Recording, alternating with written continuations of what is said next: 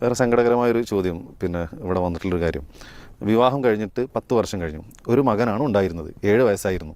കഴിഞ്ഞ ഏതാനും ആഴ്ചകൾക്ക് മുമ്പ് ആ കുട്ടി ഒരു അപകടത്തിൽ മരണപ്പെട്ടു. ആലോചിക്കുമ്പോൾ ഇപ്പോഴും ഉൾക്കൊള്ളാനും മാനസികമായി പൊരുത്തപ്പെടാനും സാധിക്കുന്നില്ല. മാനസികമായി ഏറെ തളർന്നിരിക്കുകയാണ്. ഞാൻ എന്നെ തന്നെ പരമാവധി നിയന്ത്രിക്കാൻ വേണ്ടി ശ്രമിക്കുന്നുണ്ട്. അതിനേക്കാൾ എന്നെ സങ്കടപ്പെടുത്തിയത് ആലോചിക്കുമ്പോൾ സങ്കടം വർദ്ധിക്കുകയാണ്. ഞാൻ എൻ്റെ കുടുംബക്കാർ വന്നപ്പോൾ സങ്കടപ്പെട്ട് അല്പം കരഞ്ഞു. ആ കരച്ചിൽ കണ്ടപ്പോൾ ഭർത്താവിൻ്റെ ഉപ്പ അല്പം ദേഷ്യത്തോടു കൂടി എന്നോട് പറഞ്ഞത് ഇത് ഹറാമാണ്, കുറ്റം ലഭിക്കുമെന്നാണ്.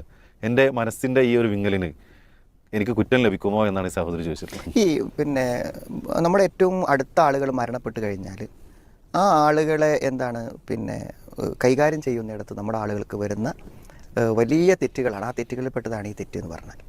എന്താ വെച്ചാൽ ഏറ്റവും പ്രധാനമായിട്ട് നമ്മൾ ചിന്തിക്കേണ്ട കാര്യം, ഒരാൾക്കൊരു ദുഃഖമുണ്ടായി, അത് ഈ മരണത്തിലൂടെ ആണെങ്കിലും അവർക്ക് ദുഃഖിക്കാനൊരു സമയം അനുവദിക്കണം.